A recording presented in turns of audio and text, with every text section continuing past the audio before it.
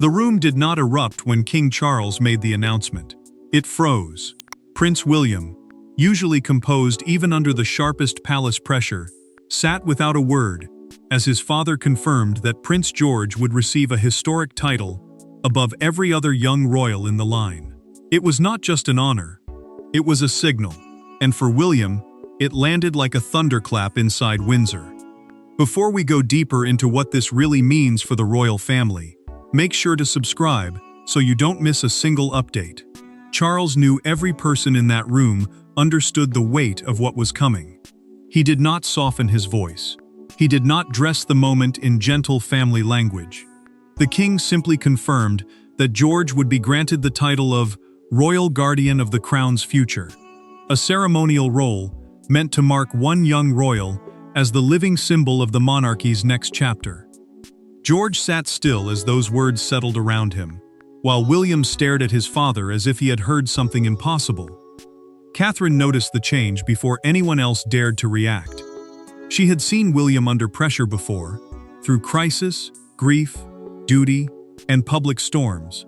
But this silence was different. The prince did not look angry at first. He looked wounded. Charles had not merely honored his grandson, he had stepped into the private space where William and Catherine believed decisions about George's future belonged first to them. That was why the announcement mattered. It was not only about rank.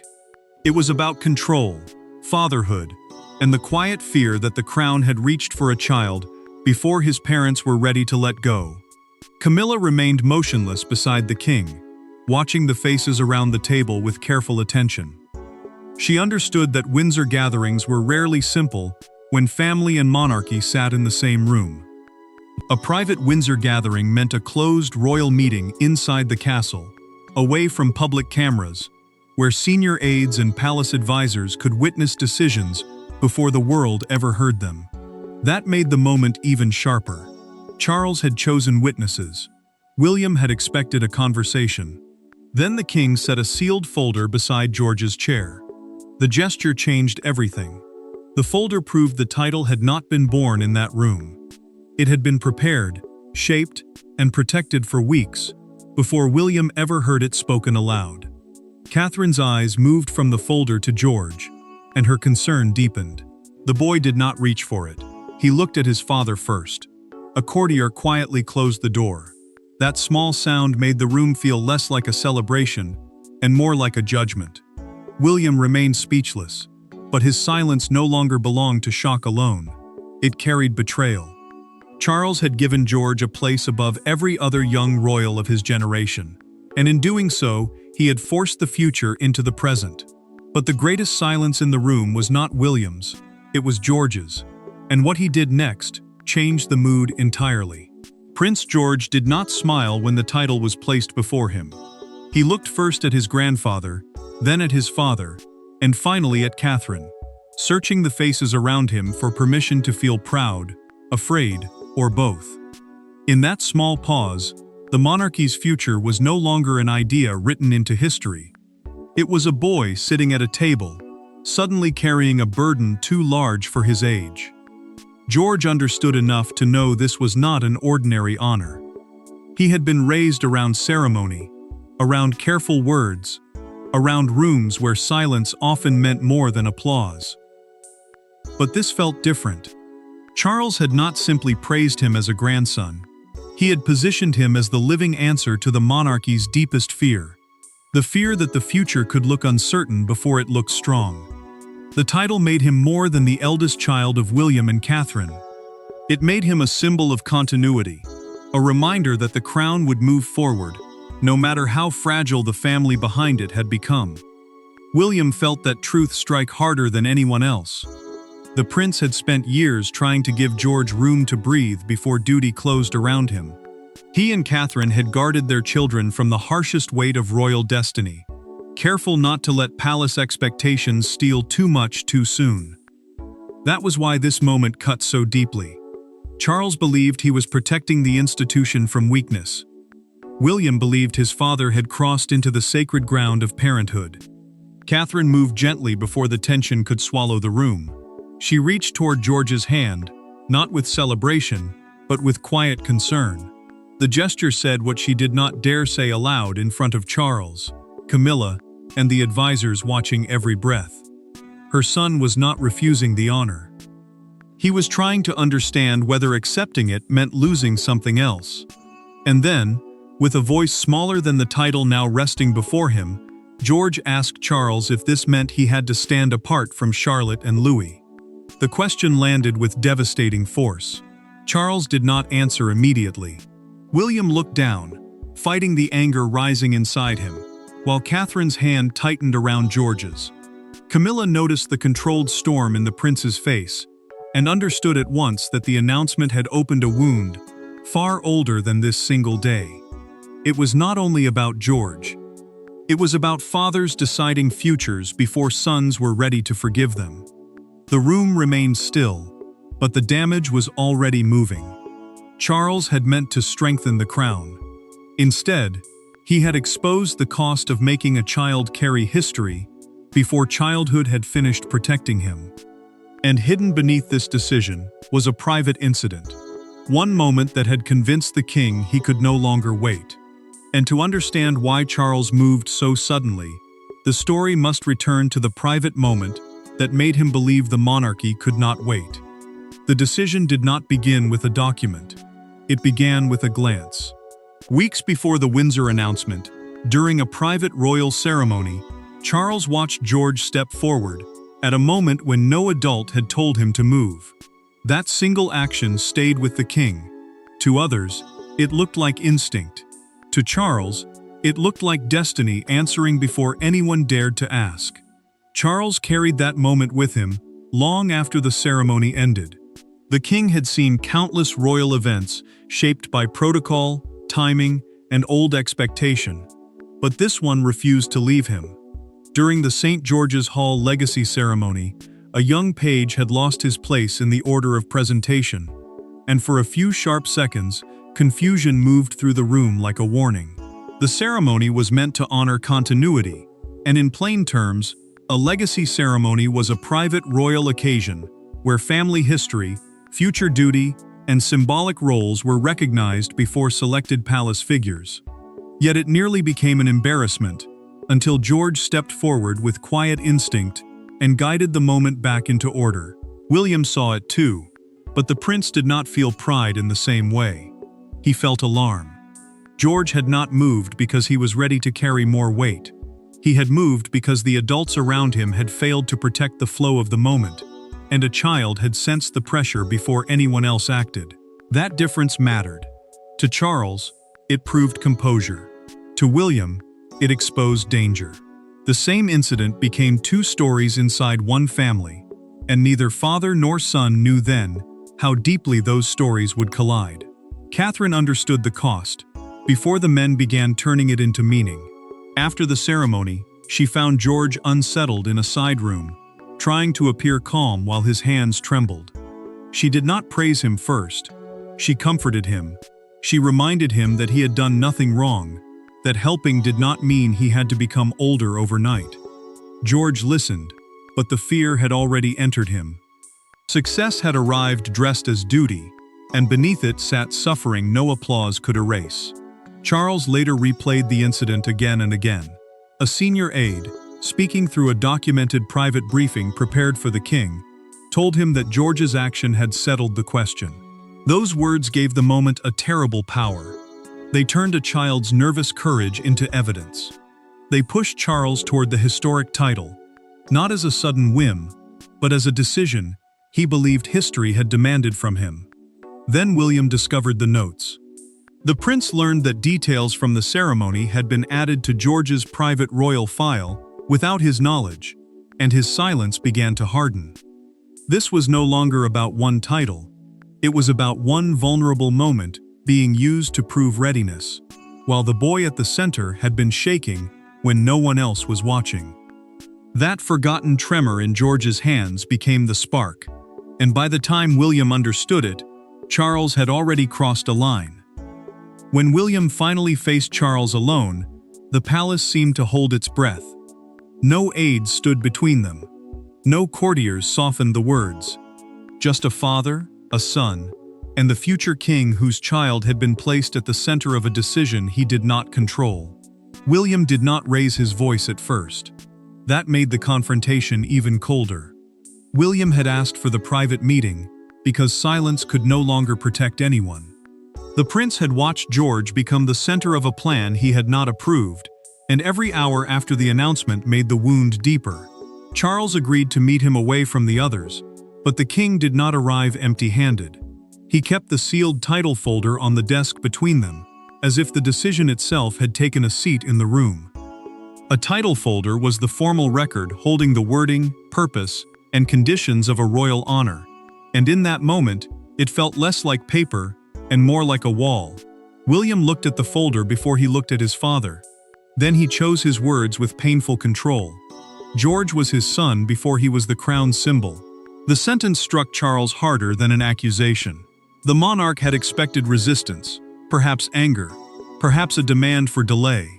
He had not expected William to speak from the rawest place of fatherhood. Charles had spent his life believing duty could be painful and still necessary. But this was different. This was his grandson. This was his son telling him that the crown had reached too far. Charles answered with the kind of calm that only made the room colder. He reminded William that he, too, had carried the burden of destiny from boyhood and survived it. That was when the prince pushed back his chair, not in weakness, but in disbelief. Survived was not the same as healed. Endured was not the same as protected. William knew the cost of growing up beneath expectation, and he could not bear to watch George inherit the pressure before he had even understood the shape of it. Charles then revealed the part that changed everything. The title had been designed to place George above the other young royals in ceremonial precedence, including certain private family events. Ceremonial precedence meant the order in which royals were ranked, seated, presented, and honored during formal occasions. To Charles, it gave the monarchy clarity. To William, it gave George separation. The prince realized the title was not merely symbolic. It would change where George stood, whom he stood beside, and how others treated him behind palace doors. William's anger became quiet again, and that silence frightened Charles more than the chair had. The king had wanted to strengthen the future, but his son saw a childhood being rearranged by invisible hands. The argument ended when Charles said the decision had not come from emotion alone. It came from power older than both of them. And that was when William understood the title was protected by something stronger than family feeling, the machinery of the crown itself. The most painful choices inside a monarchy are rarely made in loud rooms. They are made through signatures, seals, precedence books, and quiet nods from people who never appear before the public. Charles had not simply given George a title as a grandfather. He had activated an old royal mechanism, and one advisor's trembling hands revealed just how serious it had become. Charles allowed the advisors to explain what he had already set in motion. The room carried the heavy stillness of a decision, dressed in polite language. But William could hear the threat beneath every careful phrase.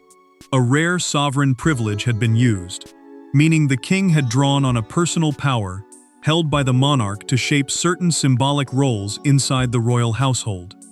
Dynastic guardianship, in plain terms, meant a protective ceremonial role tied to the future of the family line, while ceremonial precedence decided who stood first, who entered first, and who carried higher visible importance at royal occasions. William did not interrupt. That restraint made the briefing more dangerous. The prince listened as the senior private secretary explained that George's new title would not change the legal line of succession, the official order that decides who becomes monarch after whom, but it would elevate the boy above every other young royal in family ceremonies, crown education, and private royal preparation. To the advisors, this sounded clean. To William, it sounded like separation. George would remain a child-in-law, but inside palace life, he would now be treated as something far heavier. Catherine saw the change in William before he spoke. His jaw tightened when the secretary mentioned George's schedule, and that small movement told her everything. The future king was not only angry as an heir, he was wounded as a father. Catherine understood why this mattered so deeply. She and William had spent years trying to protect their children from being swallowed by destiny too early. Now a formal title had found a way around that protection, and the language of duty was being used to make it sound noble. The secretary hesitated when he reached the most painful detail. His hands trembled slightly as he turned to the next page, and even Charles noticed. The title included private mentoring sessions with the king, sessions that could be arranged through palace channels, without the usual level of parental control.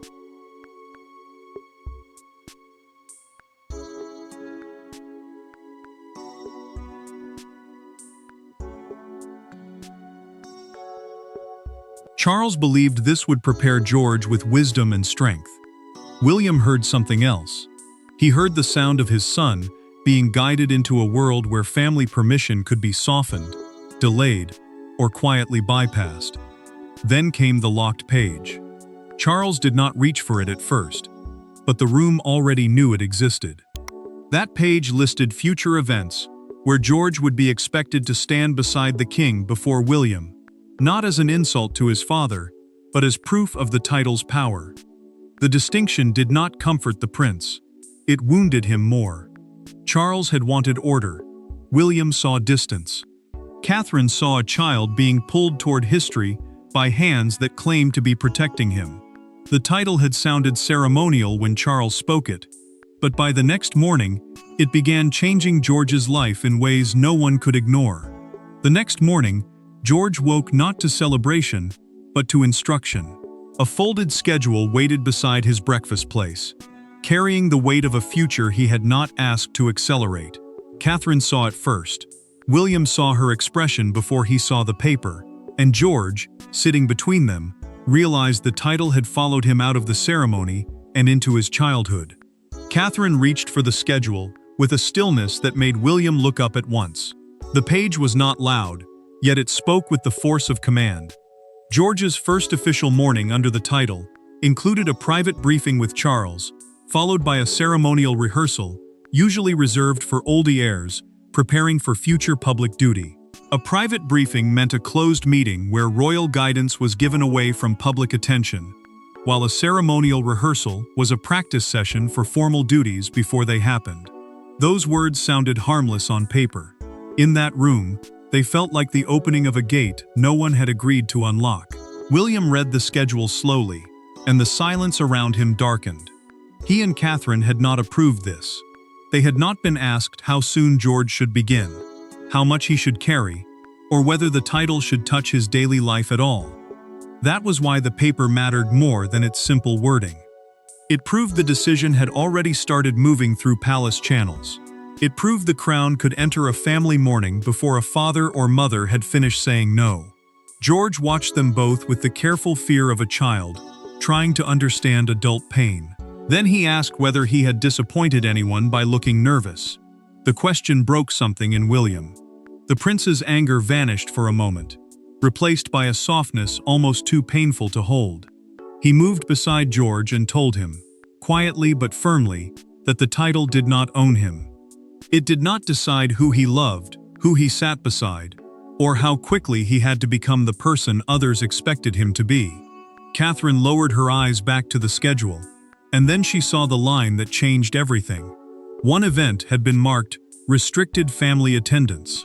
In plain terms, that meant only selected family members could attend, and Charlotte and Louis were not included. The words were small. The wound was enormous. George was being lifted above his siblings, but the price of that elevation was distance. What Charles called preparation, William now saw as separation. George did not fully understand the politics of it, but he understood the absence. He asked whether Charlotte and Louis had done something wrong. Catherine's face tightened, and William looked away before his son could see the depth of his fury. The title had crossed from ceremony into home, from honor into childhood, from promise into pressure. The fallout had begun at the breakfast table, but Catherine knew the only way to protect George was to face Charles without the noise of the palace around them. Catherine did not enter Charles's room as a princess, asking for privilege. She entered as a mother, asking for mercy.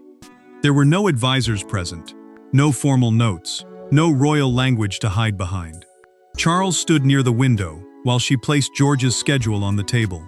Her voice stayed calm, but every word carried the ache of a family being asked to surrender a child too soon. Catherine let the silence settle before she spoke. She had not come to challenge the king in anger, and that made her presence more powerful. She asked Charles to slow the immediate demands of George's new title, not to erase the honor, not to humiliate him, but to stop the machinery before it reached too deeply into her son's daily life. The schedule between them had become more than a page. It had become proof that the title was already moving faster than the child at its center.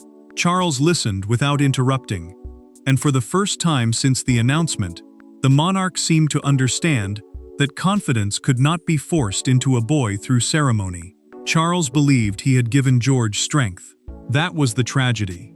The king had looked at the title as protection, as a shield against uncertainty, as a way to prepare the future before the future arrived unready. Catherine saw something different.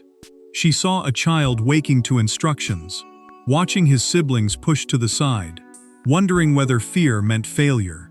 That was why this moment mattered. It was not a fight over rank. It was a fight over whether love could still stand between a child and the crown. Catherine told Charles that George did not need to be raised above Charlotte and Louis to become a strong king one day. The words hit him with quiet force. She did not accuse. She did not plead loudly. She simply told the truth, as only a mother could. George still looked for permission to be a child. George still needed ordinary mornings, ordinary laughter, ordinary closeness with the brother and sister who knew him before the world learned to measure him. Charles turned away for a moment, but he could not hide the wound in his face. The king admitted that part of him had acted from fear. He feared leaving the monarchy unstable. He feared waiting too long. He feared that the next generation might inherit confusion instead of certainty. Yet Catherine's answer was devastatingly simple. A frightened institution should not make a frightened child pay the price. Then Catherine made the request that changed everything. "Keep the title," she said, "but remove the parts that isolate George from family life. Let it honor his future without stealing his present." Charles did not answer at once, and that silence told her the battle had reached him. Catherine left without a promise, but the silence she left behind worked on Charles more powerfully than any confrontation could. By dawn, the private decision was no longer private. Britain woke to a front page that captured the entire drama in one image. Charles standing beside George, William behind them, his expression unreadable. The headline did not ask whether the monarchy had changed. It declared that it had. And outside Windsor, the public began gathering as though history had moved overnight. William saw the front page at Kensington, before the household had fully settled into the morning. The words cut deeper than any palace briefing could have done. George sat above them all. It was only a headline, but it carried the force of a verdict. A front page, in simple terms, is the main story a newspaper chooses to place before every other story, the one it wants the nation to notice first. This one did more than report a title.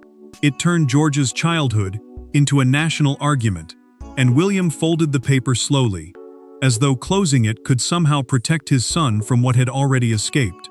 Catherine heard the television before she entered the room.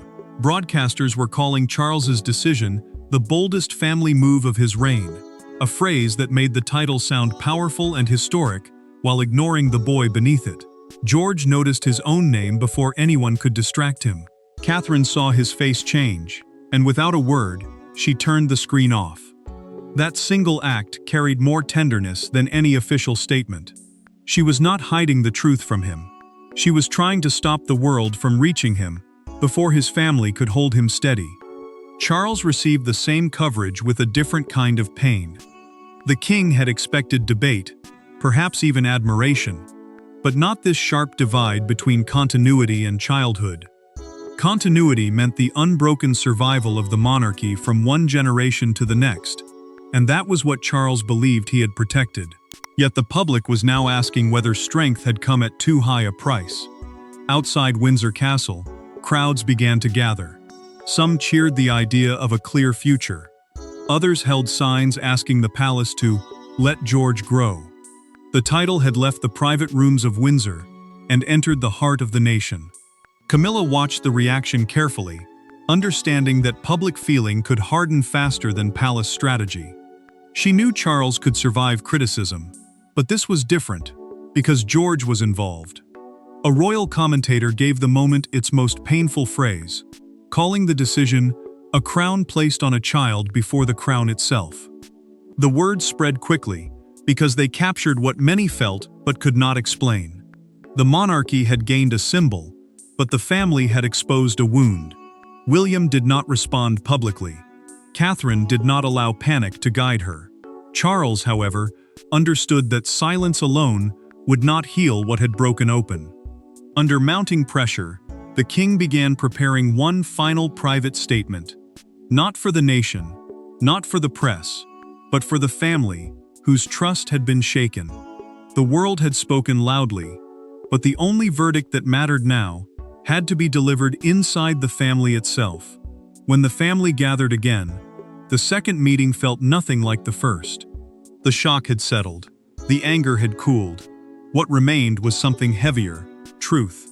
Charles stood before William, Catherine, and George with the same title that had shaken the palace.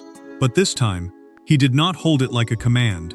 He held it like a responsibility he was finally ready to share. Charles understood that this meeting could not be handled like the first. The king had already seen what happened when authority moved faster than love, and he knew George could not become the symbol of the monarchy's future by being quietly separated from the people who made him feel safe. He confirmed that the young prince would keep the historic title of Royal Guardian of the Crown's future, a ceremonial role meant to mark him as a living symbol of the crown's next generation. But this time, Charles added the words William and Catherine had waited to hear. The immediate duties would be revised. William did not rush to answer. The prince looked at George first, because that was where the real verdict lived. The title would still honor his son's place in history, but it would no longer be allowed to pull him away from Charlotte, Louis, Catherine, or the ordinary family moments that still protected his heart. That mattered because monarchy can prepare an heir for duty, but it can also crush him if preparation becomes isolation. William finally spoke with a steadiness that carried every wound of the past days. The crown could prepare George, he told Charles, without taking him away from his family. Charles accepted the words quietly. The monarch did not defend every choice. He did not hide behind old rules or polished palace language. He had wanted to protect the institution from uncertainty, but now he understood that protecting the monarchy also meant protecting the child who would one day inherit it. Catherine watched the shift in him and knew her plea had reached the place anger never could. George was not being rejected by history. He was being returned to childhood, with his future still intact. George then asked the question that ended the battle more powerfully than any adult speech could. He wanted to know whether he could still attend family moments as simply George. Charles answered yes without hesitation. That single word changed the meaning of the title.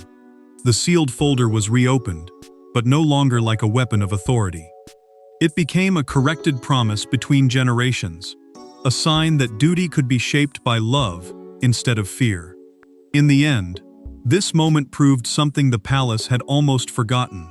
Monarchy survives not by placing children above everyone else, but by teaching them that duty without love becomes a prison. William's silence became the warning. Catherine's plea became the turning point. Charles's revision became the lesson. And George's title became not a burden above all others, but a promise that the crown's future would still have a heart. Thanks for watching. Please don't forget to like and subscribe, and we will see you in next one.